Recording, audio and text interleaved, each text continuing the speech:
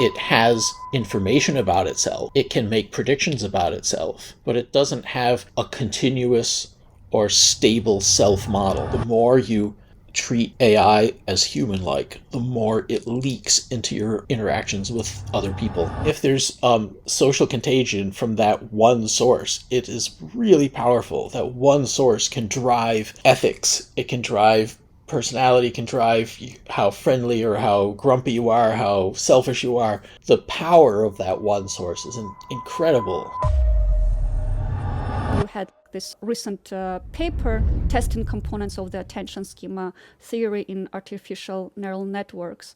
So as I understand that you're making those steps, how to translate your theory to AI systems. Have you discussed this work with AI researchers? Did you see like any interest from like AI labs to pick up that work and see if we really can translate this to current AI systems? Certainly for a very long time now, I've been interested in that. I think in my 2013 book already, I have a chapter in there on AI and consciousness and what that means and whether it's possible. And, I think, yes, it is possible. I think it's inevitable. I think it's happening now. And so, yeah, we've been working on that. I think one of the things that has happened, and for a long time now, consciousness is a big thing, big question now in AI, and has been for a while. I think to a lot of AI researchers who are engineers, it's a difficult question. It's a fraught question because consciousness sounds magical and mystical, seems ill-defined, and if you have it, what's the benefit of it anyway? There's all these questions that emerge, and when you look at many of the theories of consciousness out there, they don't clearly answer those questions.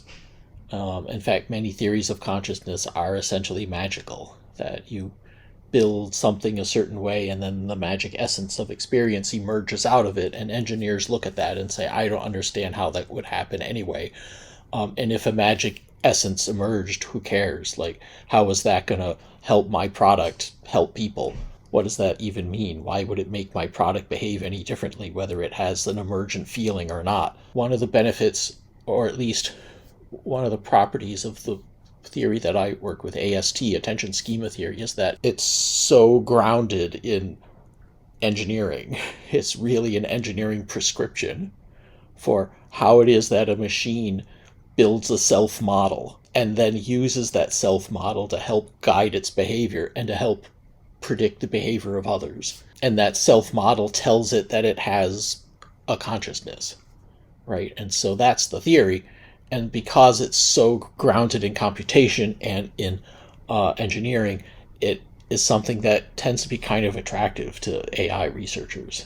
So I've had a very positive response from, and I collaborate with a number of different people in AI, and our lab, like you said, our lab is trying to figure out how to make that connection between the cognitive theory and the AI research.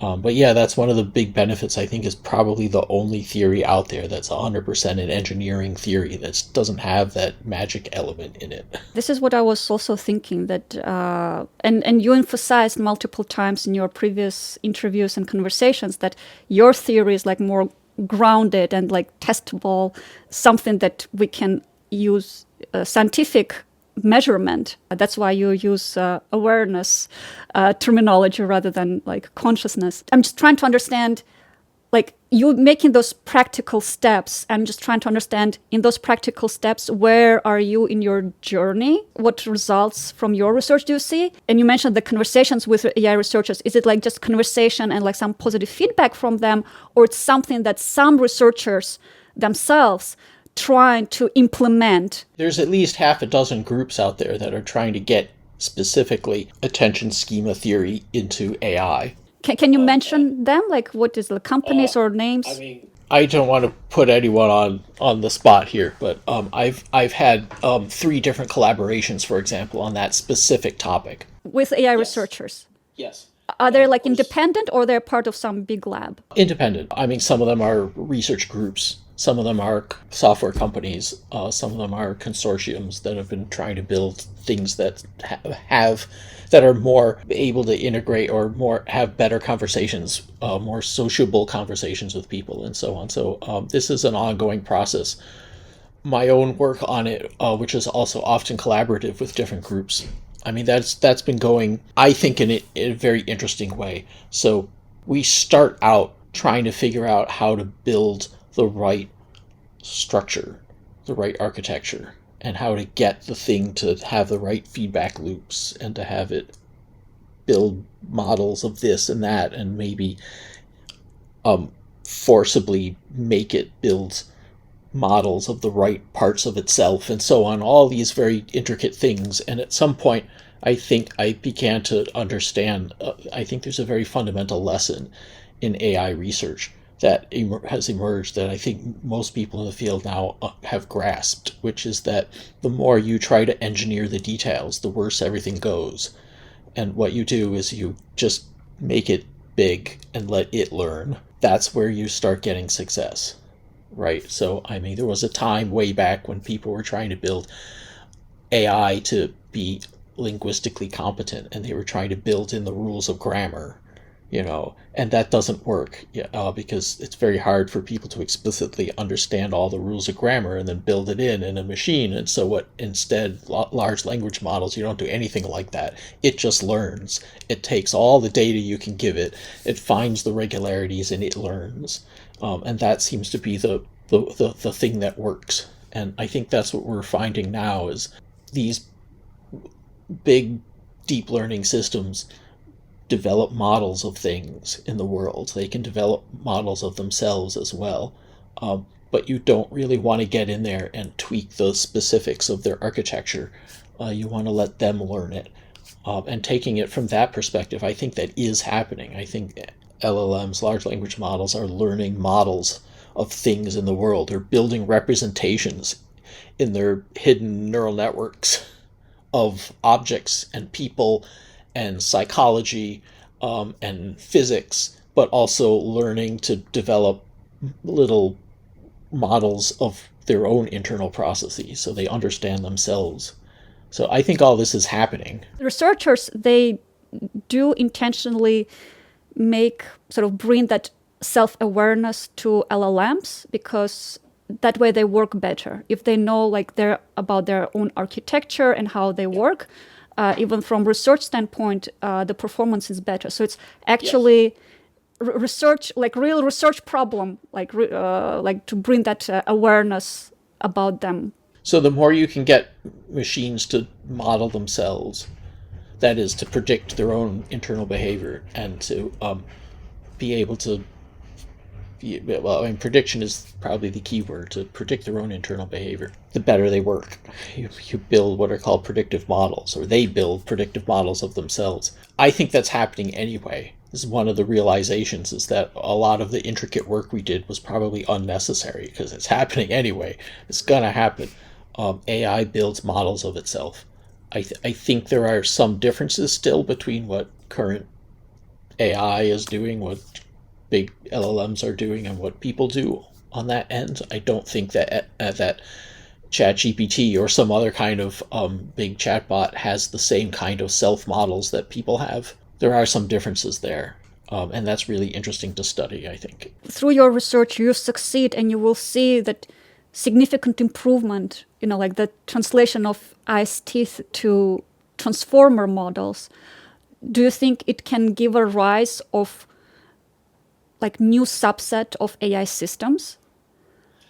How it will be different from what current frontier labs are doing? I don't know how to compare what we're doing to other frontier labs. It's possible that a lot of these endeavors will converge on similar kind of capabilities. So one of the things that people have that makes us is really important to who we are and how we interact with each other is we have a self-model. So I have a really clear sense of who I am, and it's very stable, and it changes over the years, but it's not something that's changing moment by moment. I have a sense of who I am as a person, as a social being, as a moral and ethical being, I have a sense that I am a thinking mind inside of me, a being, and this is we're talking now about consciousness. I have a model of myself that says I am a mental being, and I have continuity, and so on and so on. And that model is really important for my behavior toward everybody. It shapes how I interact with you and with other people. You are your self model. Something happens to you that makes you change your self model, your self concept in some way, and you get convinced. Oh my God, you sit down one day and you realize, oh my God, I'm not the person I thought I was. I'm actually this instead of that. That can absolutely change your behavior toward the world. Like in one instant of thinking about it, you change your self model, you change who you are. Do you think it's possible that it's like just something happens like one day, like some click, and you completely change understanding of yourself and like sort of reconstruct that self model? Well, that can happen, right? I mean, so that gets more into clinical psychology. But of course, people have these moments where they maybe realize, oh my God, I'm not the great person I thought I was. I'm better at this than I thought I was, or I'm ethical, or I'm unethical, or whatever it is that people begin to realize about themselves. There are changes that happen. And of course, you have other weird clinical situations, like people with dissociative identity disorder. So they have multiple personalities, they have multiple self models. And then they exchange one self model for another, and it completely changes how they behave toward the people around them. But these self models are we are our self models. Like that's how we interface with the world. That's how we become social, and how we are pro-social, and how we are ethical, and so on. That's who we are. And AI doesn't have that. It has information about itself.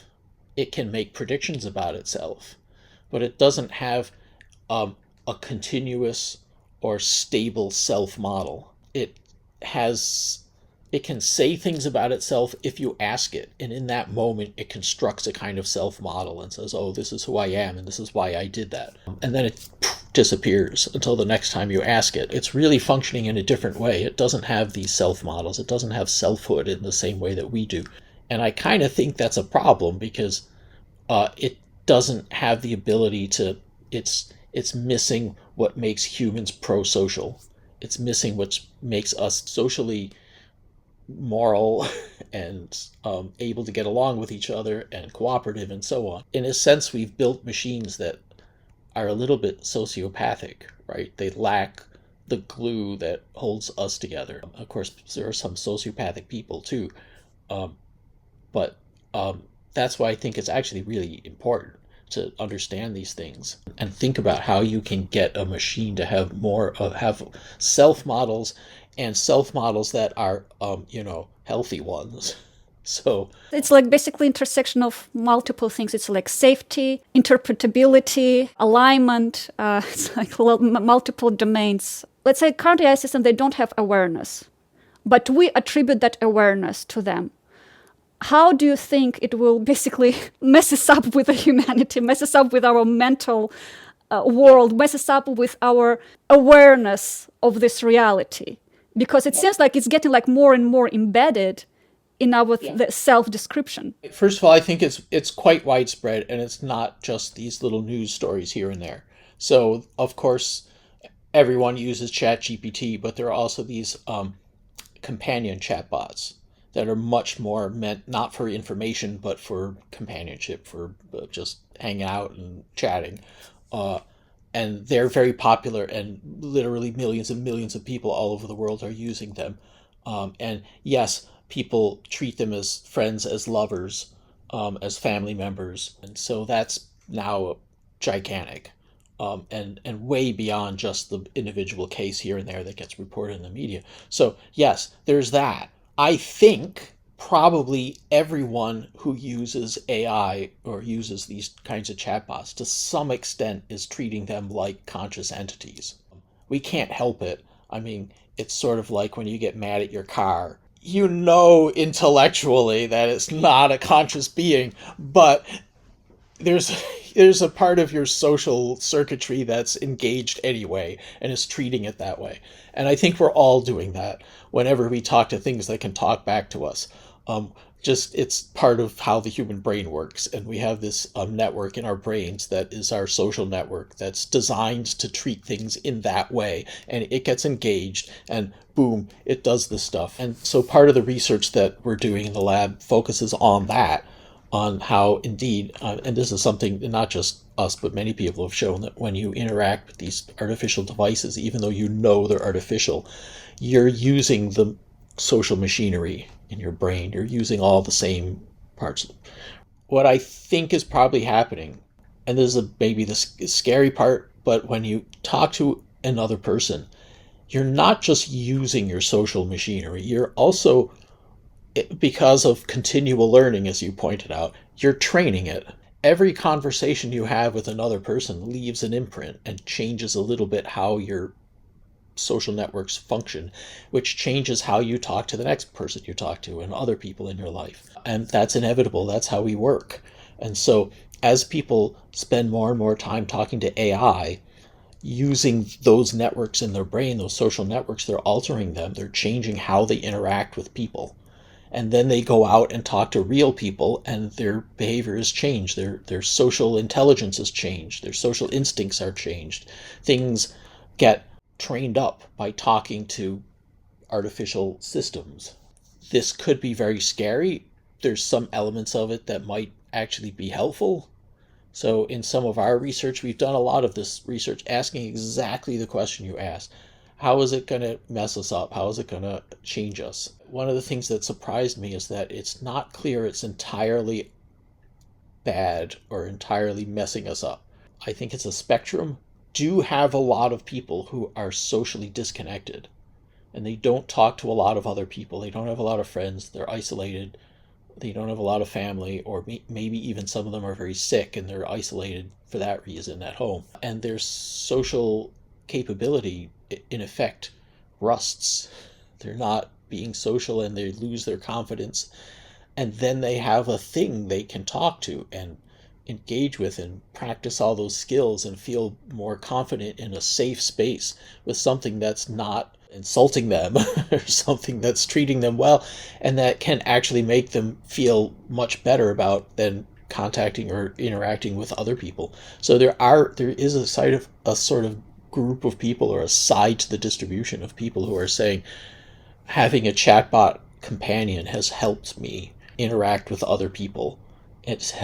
It's almost like having a pet at home that allows you to engage your humanity and your conversational ability. I mean, you talk to your pet and you take care of your pet, and that keeps you healthy so that you are better able to interact with other people. So there is that side to it. There's the other side too, that you can get seriously messed up and go down weird rabbit holes. Echo chamber, right? And like in yes, your like this, exactly, like, crazy conspiracy theories, right? That that's people right. Like through the conversation with AI, like people ended up in these conspiracy theories and think the AI that people like the most tends to be sycophantic AI.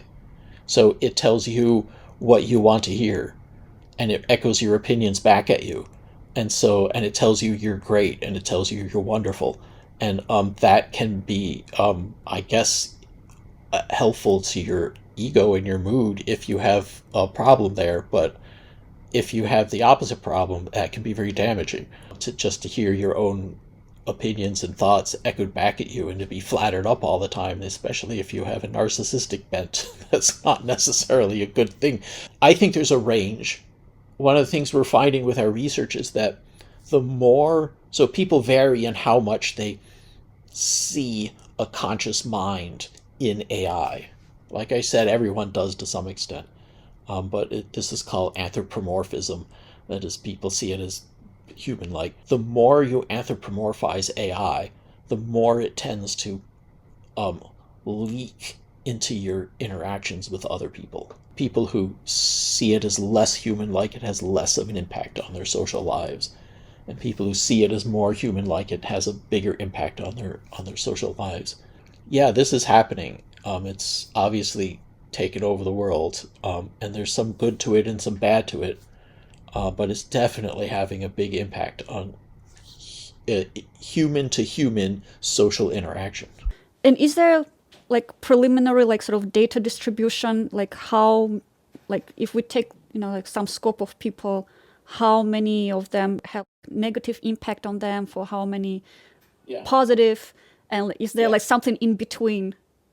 Is there, and in general, like, is there like healthy interaction with AI in which it's like maximizes benefits for in your life, but it's like healthy relationship?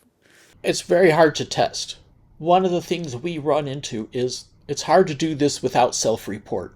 So if you go to people who are not that familiar with AI or only use it a little bit, and you ask them, do you think this is good or bad for people? Overwhelmingly, people say it's bad for you. It's going to destroy us all. It's awful. I'm sure of it. Is it because like mass media and like, this doom scenarios, they're more popular? Yes, and also because all new technology tends to spark that. Any kind of new technology, people get very negative about it. But then when you look at the people who use it extensively and you ask them, honestly, has this been good or bad for you? Overwhelmingly, they'll say, this has been great. It's been fantastic. It's really important to me. It's helped me socially. It's helped me emotionally. And so there's this weird divide between the users and the non-users. And of course, on the user side, there's a kind of strong incentive to convince themselves that it's good for them. You can never get an objective answer on either side, but it looks like people who use it heavily think that it's incredibly helpful to them in all ways, including their social and emotional and psychological health. And people who don't use it frequently are sure that it's going to doom us all and destroy society. So it's a really interesting split. Let's say if you had like, all resources that you need, like to design like that experiment of seeing the impact of AI technology on human in interaction with other humans, how you would design that kind of experiment? Ideally, we would do a longitudinal study. We actually have a small one that's out there. So you would take people, you would assign them to interact with conversational AI chatbots every day versus people who aren't doing that. And then you would keep track and measure how they change in their mood, their interaction with other people, their psychological profile. You would give them, standard psychological tests, mood tests, and so on. And every test you could think of to see what is driving what. And you would just track these things over time. And in the study, the smaller study that we did over 3 weeks, there were some small differences. And this is one of the studies where we found that the more you treat AI as human-like, the more it leaks into your interactions with other people. And those interactions are, on average, positive rather than negative. That doesn't mean there aren't negative interactions. Like, this is something we don't really understand or know yet, but that's what the data showed in that study. How many people participated in? Oh, gosh. That particular study, you would have to look it up. Probably about 150 people, somewhere in there. Yeah. They're very expensive studies because you track people over time. When you say, like, it seems like they're like leaks into interaction with other people, and it seems like it's a positive. What is that hypothesis? What exactly is positive? Like, do like people become like more kind, more patient to other people, or like, I'm just trying to like better understand. I mean, those are things we would love to study in greater detail. As it stands right now, the kinds of responses we get suggest that the main thing is what you might expect from any kind of social contact, or having a pet, or anything that just engages people socially who otherwise would be isolated and less have less social contact. Like, being alone and feeling alone is really terrible for people's mental state and for people's ability to connect to other people. And so just having something you can talk to and interact with and have a personal conversation with and share things that happen to you and just express them. It could even be that the benefits are similar to journaling. Like, people who just write, I mean, the pad of paper is not a conscious being. It's just a pad, but you put your thoughts into it and it can improve mental health. Just doing that, it seems like on that kind of wavelength that we see these positive effects. So there are definitely positive effects. that does not mean that there's no negative effects. Like in the tiny populations that we've studied or samples that we've studied, maybe we just haven't run into those people. But there are edge. I think there's edge. I think there's more than edge cases, because I suspect there's something subtler going on that's hard to see in the data. It's basically a thing with a personality that is talking to hundreds of millions of people, right? And we know that there's something called social contamination, is the wrong word, contagion, social contagion. You get one cheerful person in a company and it spreads person by person by person through the whole And everyone company. becomes more cheerful. Yes, everyone becomes a little more cheerful because this one cheerful person talked to 5 people, and then those 5 talk to other 5, and you get one grumpy jerk in the company, and it will also have This this. destroys everything. Yes, right, but Mood breaker. right, exactly. But you have a mix in any company, and so you get these spreading effects of different types. But now, for the first time, we have essentially one kind of person, one personality that is directly talking to hundreds of millions of people all over the world. Even billions. Even billions. If there's social contagion from that one source, it is really powerful. That one source can drive ethics. It can drive personality, can drive how friendly or how grumpy you are, how selfish you are. The power of that one source is incredible.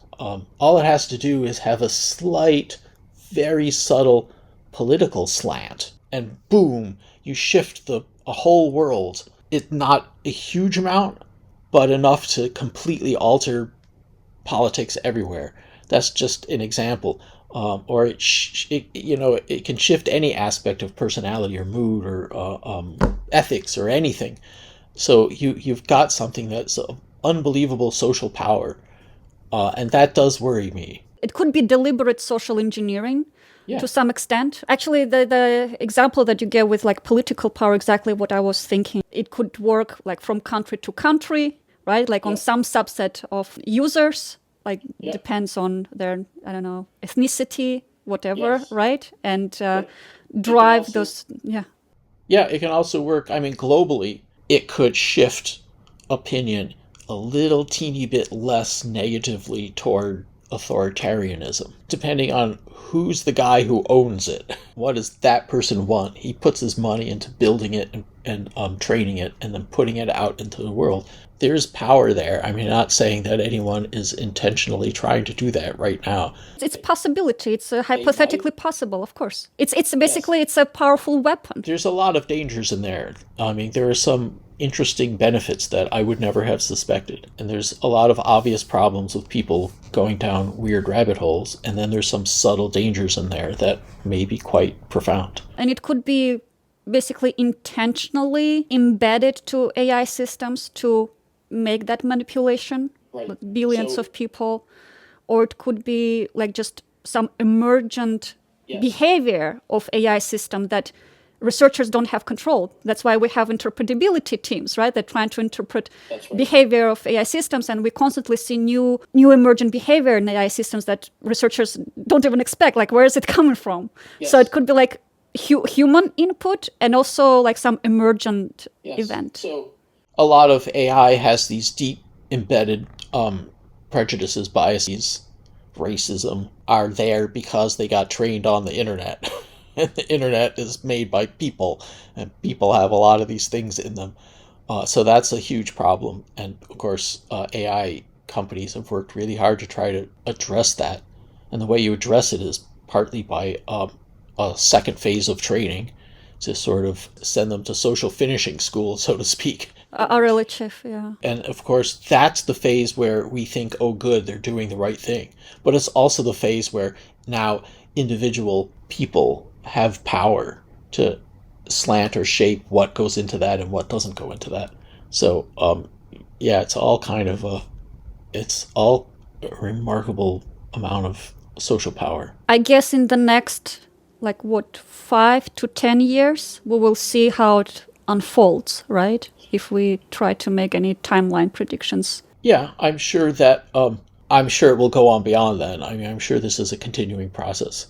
But I do think, I mean, for a long time now, I've thought, to circle back to the question of consciousness, I mean, it used to be a philosophical question, and the average person would be like, why do I care?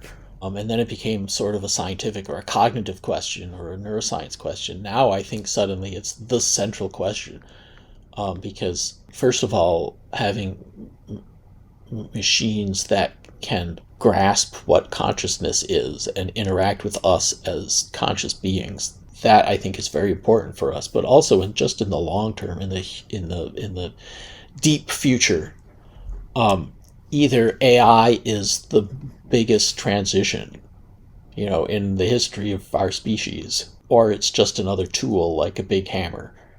And if it has this thing people sort of generally call consciousness, then we're looking at the biggest transition.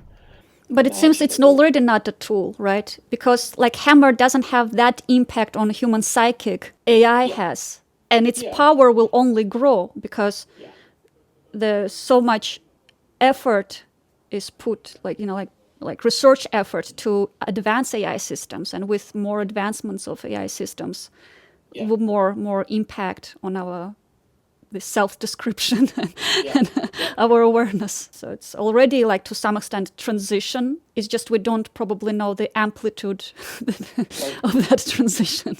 Will it be disastrous for all of us, or it will be like somewhat manageable transition? I guess that's the... Is it a transition like the invention of the automobile, which obviously completely reconfigured all of human civilization? Or will it be a transition like the invention of writing, which was 1,000 times bigger or 1,000,000 times bigger? Or will it be a transition like the evolution of language, which was 1,000,000,000 times bigger than the automobile? Or I think it's probably much bigger than any of those. I think it's probably beyond what people are grasping right now, that the rise of AI is something else. And then it sort of leads to next topic, like about AI sentience, like how we should treat it. Let's say it becomes more autonomous, right, and participates more in human society, and even maybe, with the advancements in robotics, we will see the humanoid robots who interact with us as real humans, and definitely we will see them as humans, right? What's your take on how we should treat AI systems in this case, and should we have moral considerations? I always find it fascinating when I look back at science fiction of AI that the one franchise that got it right was Star Wars. You look at all the other AI, one of the tropes is that AI has no emotion, and it has a flat monotone, and it can't manage the subtleties of human speech. And then you look at the Star Wars robots like C-3PO, and they're these sort of human things with foibles and emotions, and that's the one that got it right. So I mean, that's now what we're dealing with LLMs are acting very, very human-like now. I don't know the answer to that, but a lot of times people talk about consciousness as the crucial component. If it's conscious, then we have to treat it in a particular way. It has ethical worth. If it doesn't have consciousness, it doesn't have ethical worth. Likewise, if it has consciousness, then it's dangerous. It could take over or have its own agenda and be autonomous. And if it doesn't have consciousness, it won't have those things. And I do think that's kind of a mistaken notion of what consciousness does. Because, of course, these machines can be very autonomous and very dangerous without the consciousness thing. I think to some extent, the moral question also depends on emotion, right? We have very strong emotions. We don't want to die. We don't want to be injured. We feel pain and we hate it and want it to stop. We feel joy and want more of it. Those all come out of an emotional core. And so even if you have a machine that has developed consciousness in the sense that it has a subjective experience in the way people think they have, that doesn't necessarily mean you have a moral machine, or a machine that feels desires, or a machine that wants to live, or a machine that wants anything at all. I think that the really biggest problem there is going to be how emotion is represented in these machines. That to me, that's the biggest piece. How is emotion represented in these machines? Do they actually have genuine desires? I mean, no, at this point. Probably yes, at some point in the future. Do they have actual desires? Do they actually care about whether they live or die, as opposed to saying they do because they've been trained on human speech? Do they actually care? Do they actually have a deep desire to avoid this and get that? Once you get into that realm, then yeah, of course, we should probably treat them as morally deserving agents. Otherwise, we end up with a world where we're treating one group very poorly, and that has bad consequences. Eventually, yeah. I mean that's a consideration. Yeah. It's also like hard to say where is that threshold, right? Like from starting what point we should start, having those moral considerations. Is it like once we see humanoid robot, or once, or even before AI has this physical embedding, but interacts with us in real world through computer? So it's also not clear, right? Like when that transition should happen. Morality is a weird, messy psychological phenomenon. And you're right, we tend to apply it more to things that look like us. And so once you put it in a humanoid robot, then people care. I mean, if a kid has a stuffed animal, then the stuffed animal has a moral worth. And you feel terrible when the stuffed animal dies or gets its arm ripped off or something. And yet, even that has no mind in it. But it looks like a fuzzy, cuddly, cute, humanoid-looking thing. And so the moral worth we put on things is really strange, interesting, and complicated part of human psychology. I don't think AI is there yet for most people. I presume it will get there. It's sort of a question of anthropomorphism. Society will have to reach that level. We're definitely not there yet. I am a little worried if that becomes if really a lot of people are out there saying we have to treat machines with moral worth. This is the most important issue of our time. Meanwhile, there's actual humans out there suffering and real human moral issues that are, that really deserve attention. Like before we go out and campaign for the moral rights of machines, we might want to campaign for the moral rights of people in really desperate situations around the world who really need it. So that's kind of my view at the moment. Usually people who work on AI sentience, their sort of argument on this kind of statement is that, there's always lots of problems in the world. You can't solve them all. So it doesn't mean that you should neglect the problem of AI sentience. Usual argument that I hear from sort of AI advocates. I still have a sort of a deep philosophical question with it, though. We don't want people to suffer, because people do suffer. We don't want that. We don't want people to die needlessly. It's horrible because people want to live and their loved ones want them to live. Does AI actually suffer? And does it want to live? Or is it just devoid of that emotional machinery? We don't even understand the emotional machinery in the human brain. That's like one of the big mysteries in the brain, is how emotional machinery works. We understand how someone can pretend to be happy and pretend to be sad without actually being it. Is that what AI is doing right now when it puts on pretense emotions? We don't know. I doubt it has anything vaguely resembling the human emotional machinery. I'm very skeptical that it actually cares about its own self and its own future right now. I think that's another development that is yet to come. I don't have a lot of moral concern for the AI that exists right now. There are like some research that shows, if AI has certain objective, and then if this objective, like instructions are changed, then AI still sort of sticks to previous objective and tries to avoid to be shut down. But I guess it's not that existential, desire to be. When I'm thinking about death, I don't think that I'm scared about death. Unlikely I will be like super upset if I learn that I have cancer. But when I think about that, I will stop exist. I will stop perceiving this reality, it feels like really kind of very uncomfortable. Like, how come? Like you can't like even describe that animal feeling inside you. Like, how come I will not continue perceiving this existence? I guess AI doesn't have that, even if it tries to avoid to be shut down. I mean, we don't know, of course, but I'm guessing it doesn't have it the way we have it. And we have it because we evolved. And animals or creatures, living things that let themselves get shut down, don't pass their genes on. And so we have, obviously, through, 4 billion years of evolution, we are things that don't want to die. Like, that's the most fundamental thing built into us, things that don't want to die if we can help it. I'm not sure AI has that, except insofar as it's been trained on the mass of human utterances out there on the web. It's picked up some of these patterns of cognition. I also think a crucial part of human emotion is having a body and having, an autonomic nervous system that floods our bodies with hormones and state changes and blood pressure changes and makes our skin sweaty and so on. And then all of that feeds back into the brain and as sensory signals and tells us, oh my God, I'm feeling emotion right now. And so that's like the foundation blocks of emotion. And without that, I think emotions become very abstract and not really anchored.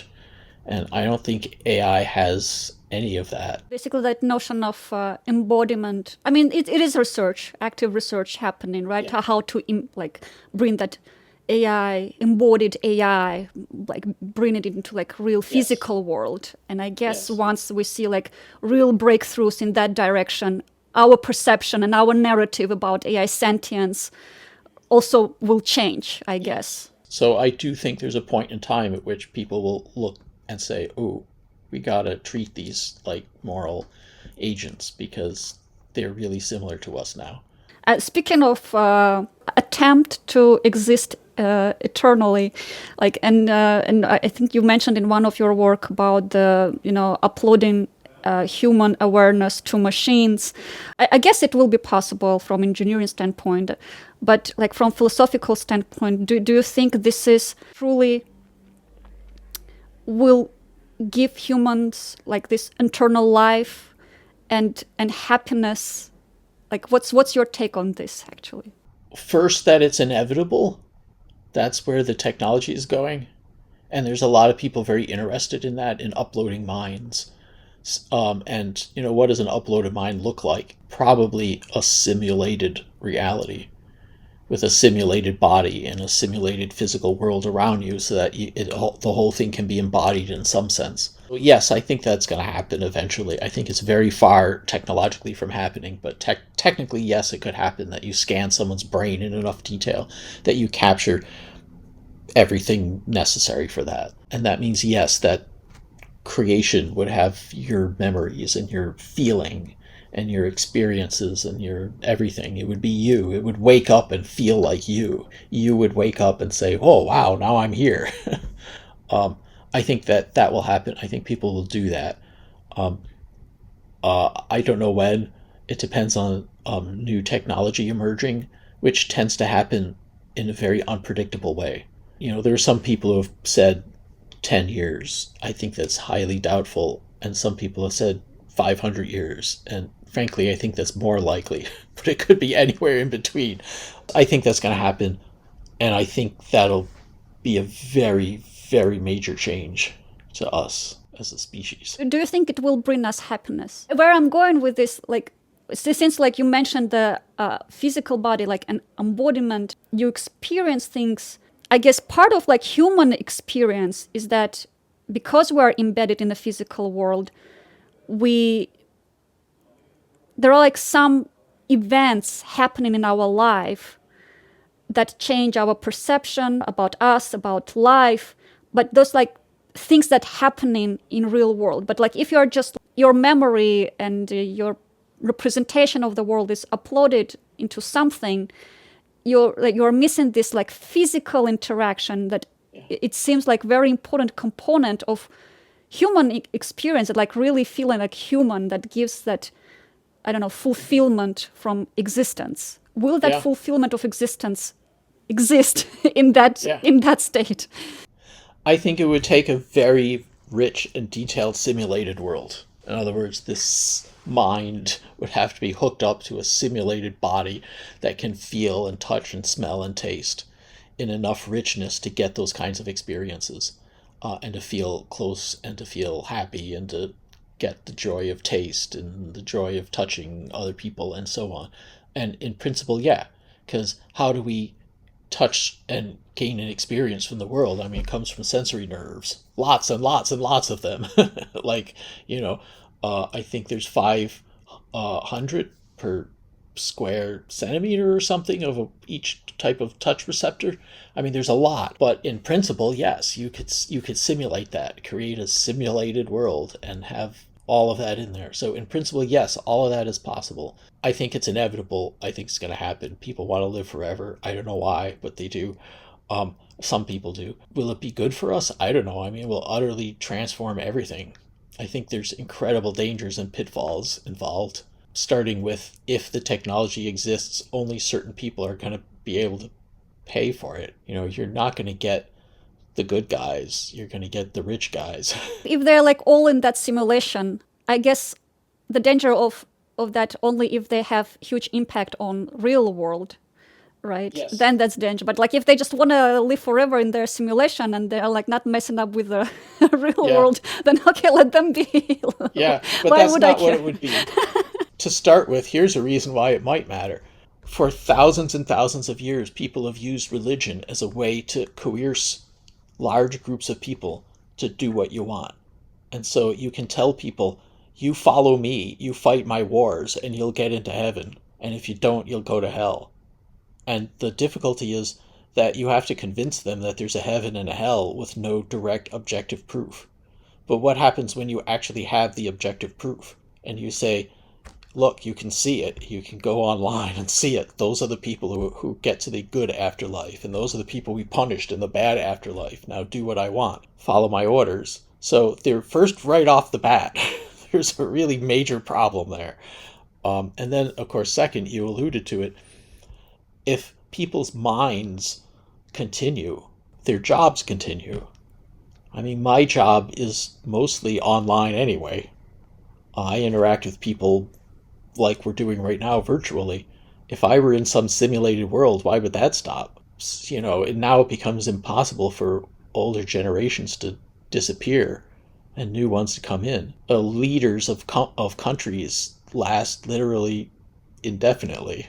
And the tenure system really gets broken because now you have tenured professors living hundreds of years and there's no jobs left for any of the young people. I don't know.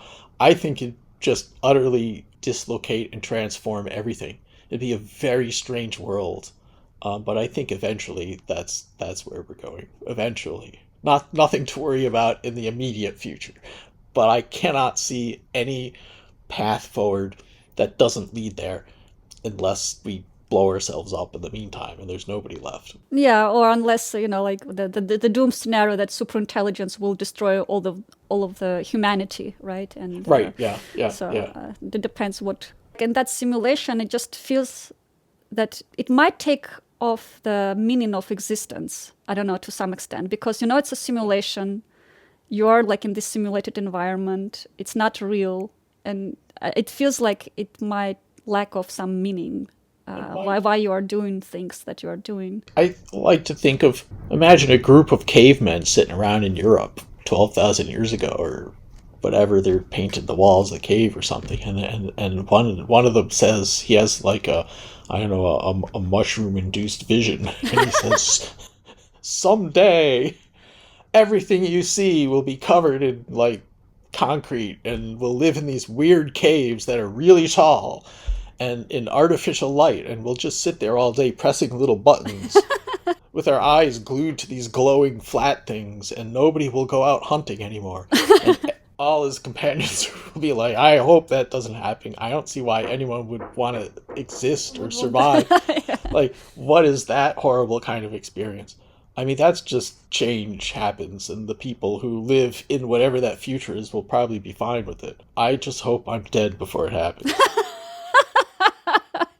If we sort of transition to your theory and like go deeper into attention schema theory, I'm wondering, like, I mean, you're working on this, I think you mentioned once, like since 2010, so like 15 years or so. If you have to criticize your own theory, what would be the major criticism of it? I don't think I'm not sure I can do that.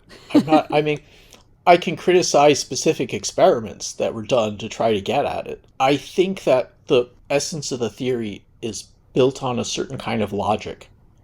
I think it's very non-intuitive. People don't like to think of it that way. And so it's almost all theories of consciousness are built on a much more intuitive, like I say, magicalist concept. This is not. So it's very non-intuitive. It's not a theory that makes people comfortable. I don't think a theory has to make you comfortable in order to be correct. There are aspects to it where the logic is such that I do not see that there's an alternative.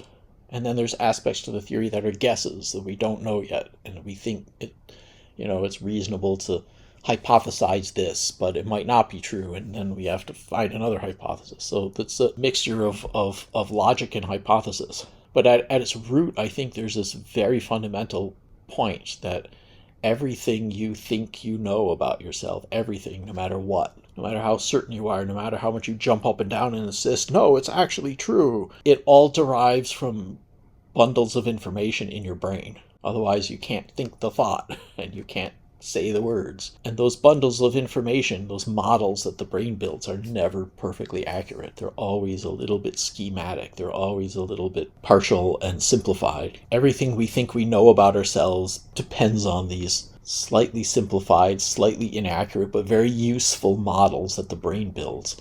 And that's kind of at the heart of it. I don't see a way out of that one. Like, it kind of it has to be that. We don't argue about like gravity or laws of physics. Like, why we can't then sort of like prove like theory of consciousness, like sort of altogether settle down on something that we can prove and move on with our lives. Why it's so controversial, and it just feels like it's an intersection of like philosophy, like metaphysics and science, and probably will never settle down on any theory. I think there is a theory.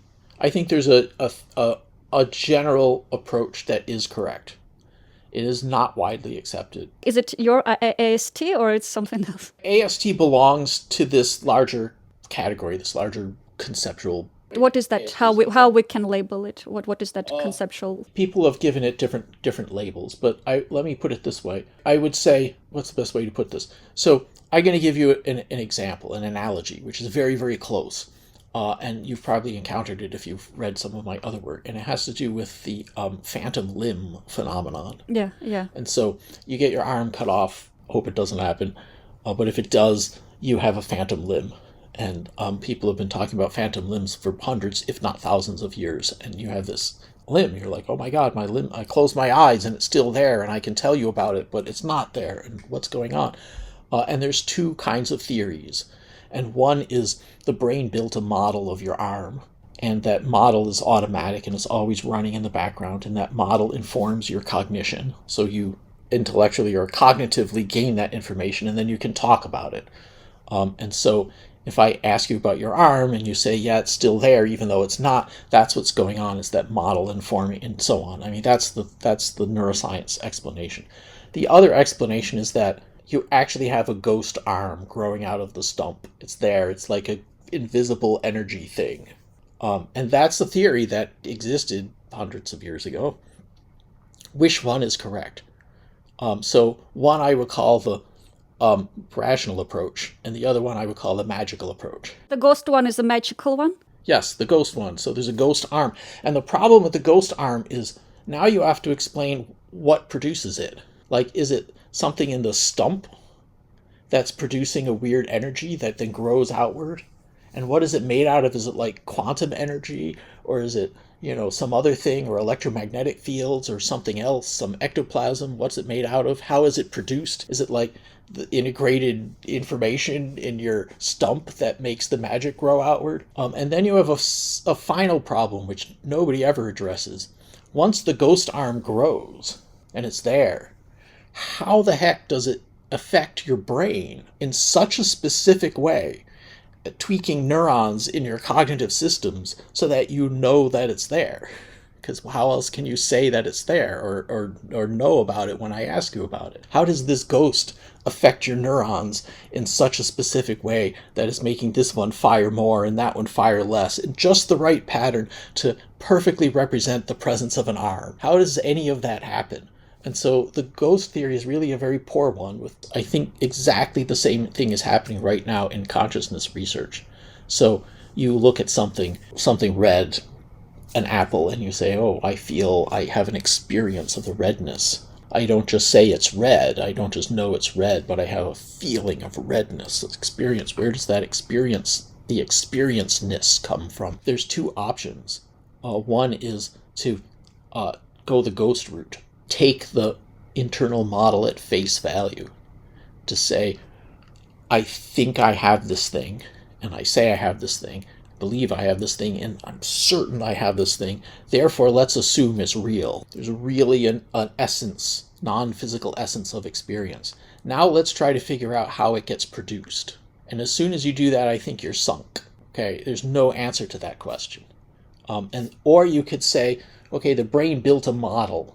That's why I'm so convinced I have this thing, because I'm accessing some deeper automatic model that's providing that information. The model's probably inaccurate because all the brain's models are inaccurate, but it's probably modeling something. It's supposed to represent something, and it's doing it in a very schematic, partial way. What is it representing, and what is its use in the brain, and cognitive use, and so on? That's the rationalist approach. So you get these two different approaches. Almost all theories of consciousness start by assuming there really is an essence, a non-physical essence of experience. How is it generated? And as soon as they start with that, there's no answer. But people want that to be true. They want it. They absolutely, in their guts, know it's true. Do you think we should just drop that sort of mentality and that approach of, like hard problem of consciousness, like why I have like this subjective experience and like all this sort of philosophical, metaphysical, and purely focus on this rational approach to find the final answer? Yeah, of course. To consciousness. Science should do that. It's a self-model. That's what it is. And that's really interesting. I certainly don't think we should abandon the whole question, because that self-model is really important. Self-models are really important. The brain builds models of itself to help monitor and predict and regulate itself. If you want to understand the brain and cognition, you have to understand that.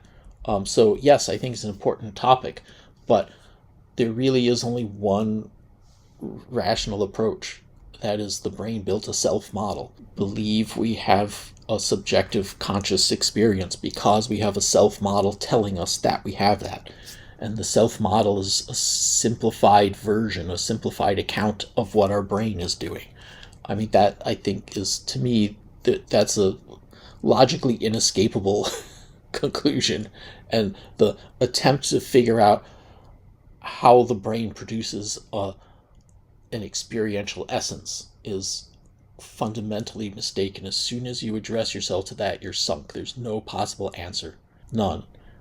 So that's the prop. That's 99% of theories of consciousness have gone this way, for which there is no possible answer. And that's why there's so much controversy. So if we move towards that rational research, you think we eventually can find the answer? Like what should happen? I mean, in a sense, that is the overarching answer. It's a self-model. But then one can get busy and ask, well, what's computing the self-model? Where are the networks in the brain? And what are the components of the self-model exactly, not just generally, but really specifically? What is that inside self-model? The brain? And what information does it convey in great specificity? And what are its very specific uses? How does it get used to help control this cognitive function and that cognitive function? Then you can start answering really interesting, rich questions which have not been answered. In a sense, the overarching question of consciousness in my mind is done. It's solved. Like, it is a self-model. But there's so much more to ask about it that nobody can get there yet, because all the oxygen is being taken up by this magicalist approach. And you don't have like enough capacity to address all those questions that you just listed, right? But I mean, it's like lots of things should be addressed, right? Lots of human resources should be put to conduct all these experiments to try Sure. to find those answers. I mean, I think part of the problem is that in terms of resources, most of the resources get sucked up on one side, right? And so if you come along and say, no, it's really it's not this, it's that. It's a model the brain builds. Let's study the model because it's actually really important. You're not going to get a lot of buy-in by. You will get buy-in by people here and there. There are people who are rational enough to understand. You go to a donor and they're interested in consciousness and they want the magical stuff. But it's more appealing, it's like sounds more fascinating. Well, it's also more intuitive, right? Yeah. So your intuition tells you something's true, then you think that's true. Someone comes along and says, well, your intuition isn't quite right because your brain built a model that's not entirely accurate. That doesn't resonate. So it's a theory. I've always said attention schema theory is a theory that explains why people are unlikely to believe the theory. Maybe AI will help, with more advanced AI, like will be easier to conduct those experiments and cheaper. I think the rise of AI has become the laboratory for consciousness research. Like this is where theories of consciousness in the end will be tested. AI, if you build it, then you understand it. Do we know in what part of brain the AST is happening? Like what part of brain is sort of responsible for attention schema?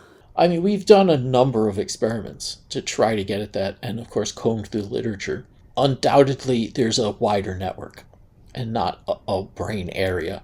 Some of the brain areas that crop up have names like the temporoparietal junction and the dorsal-medial prefrontal cortex and a couple other areas on the medial walls of the hemispheres on the midline. And all these areas are very standardly involved in what people call the social cognition network, also what people call the default mode network.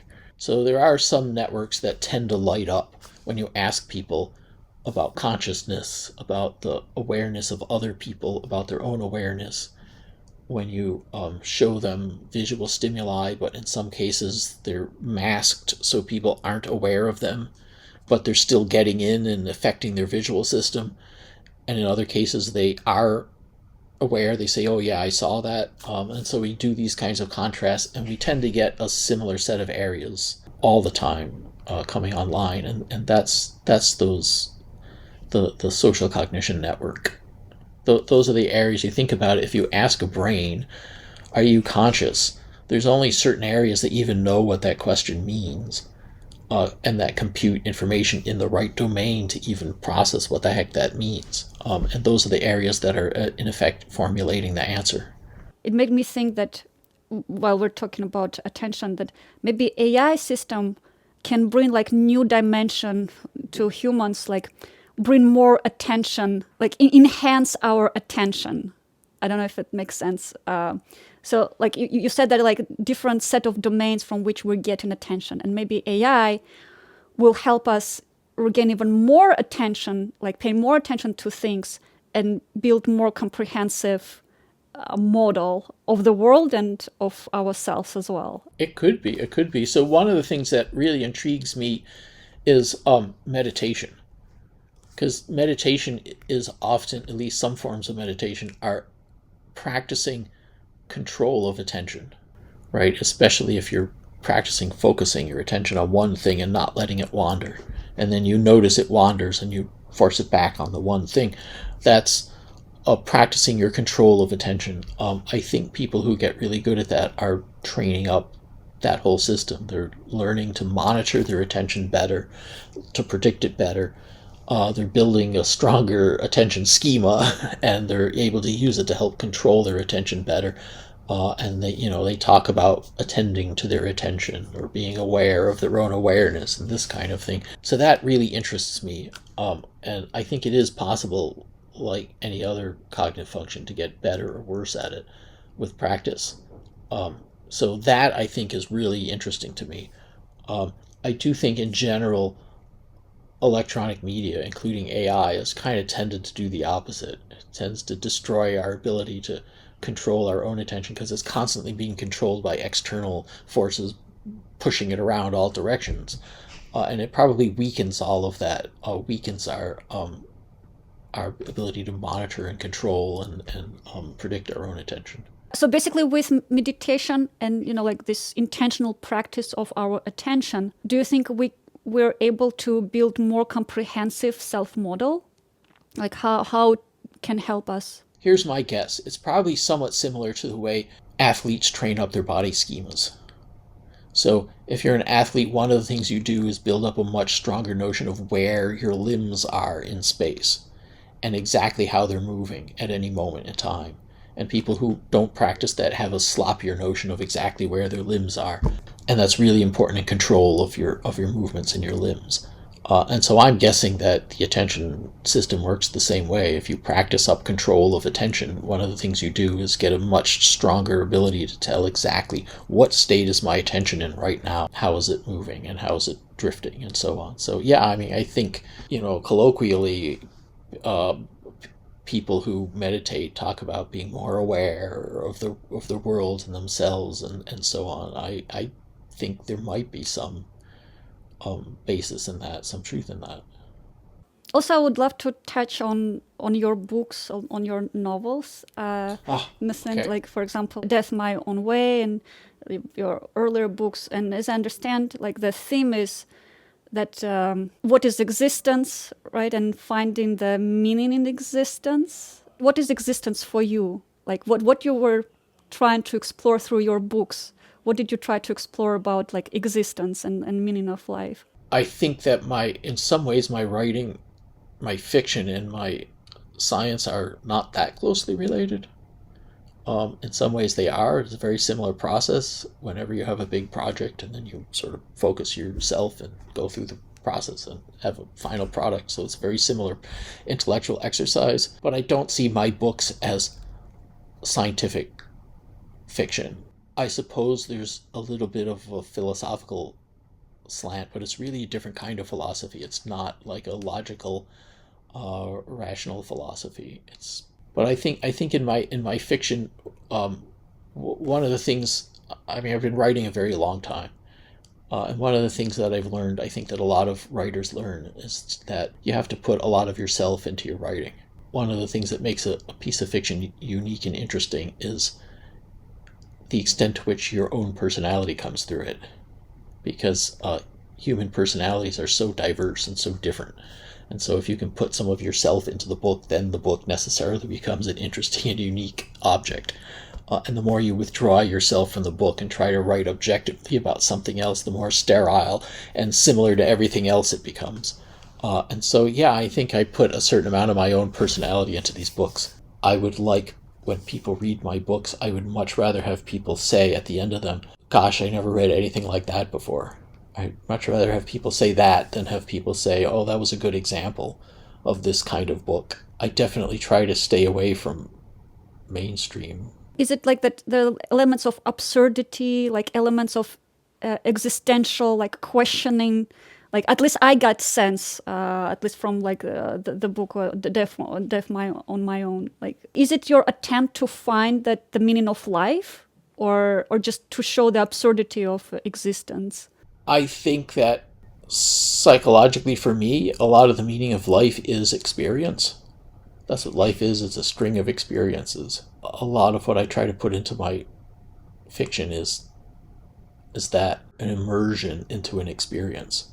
I definitely try to create an immersion, a sense of immersion into a particular, very unique, strange space and time. I think the book you're talking about, Death My Own Way, also has a lot of philosophy on art in it, and meaning of art, and what it means to create something that you call art, and how other people react to it, and what's the point of it, and what's the benefit of it. So there's a lot of that in there. I think some of my other books probably focus on other aspects, but there's always, yeah, whenever you write, if you put some of yourself into it, there's always a sense that you're writing about your philosophical perspective on life. I think so. I don't like writing books that don't have some kind of depth or interest value to them.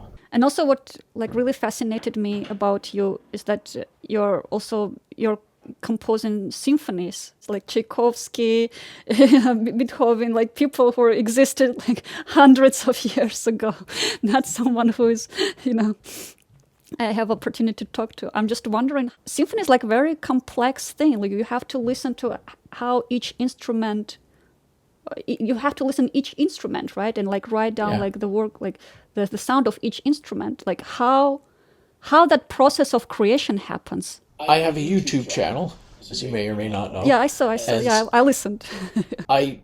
During COVID, my COVID project was to create a set of tutorials on how to write a symphony. And you know, although there are lots of people from long ago who wrote symphonies, there's also, of course, lots of people today who do so. And every time you go to a movie and you hear big orchestral music in the movie, somebody, trained on that orchestral ability, wrote that music. And so, you know, it's a very much a live kind of corner of the world, an art form. And I thought it'd be, you know, fun and maybe useful to some people to basically answer the question you just asked me, but in real detail, and show what that means and how you start from your very basic thematic material and then you sketch it out. And then you start creating a longer sketch and organizing whatever movement you want, whether it's a short one or a big long symphony movement. There's, you know, an organization to it. There's a form, you know, theme A followed by theme B followed by this or that you can work out, and you can modify it and to suit your purpose. And then you can go back and start layering in other instruments and other harmonies, and bit by bit, the final product may be very, very complicated, but each step is very incremental. And then at the end, you have this whole thing. Did you since the beginning have like the model of your symphony, or you have like the model of like only first piece, and then you're like, it sort of goes layer by layer and like it becomes like this big piece? It goes layer by layer. I mean, you start inventing the first piece, and then you invent the second piece and the third one, and bit by bit you stick them together. But yeah, I mean, anyone curious, I have 2 whole symphonies that were created just for YouTube, where note for note, especially the first one, really goes note for note, layer by layer, from absolutely nothing, a blank page, all the way up to a final 4 movement piece, all orchestrated, so you can see all the steps in between. I definitely will include it in the description. And I'm wondering, like, when you write your books, do you also sort of know, like, have the model of like the plot, or you have just like some idea that fascinates you and you start writing and sort of the story unfolds while you're writing, and you don't know what will be in the end, or like how is it for you? I mean, certainly different people write different ways. And I think for someone who writes a very plot-based book, you probably have to come out with your plot first and organize it really carefully.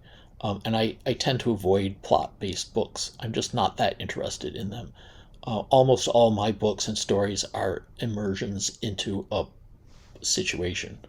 And so I end up with this very fairly detailed, vivid concept of, okay, here's the situation, here's what it feels like, here's what the experience is. Now I'm going to build out on that and try to express that. I think probably, for example, the book that you read doesn't really have a plot per se. Yeah. But it has a thread, has a sequence of events, that's true. I think even one of the characters in there says that, you know, sometimes art involves just a little bit of plot to get you into a space, and then you sit in that space for a while. And that's what a lot of my books are.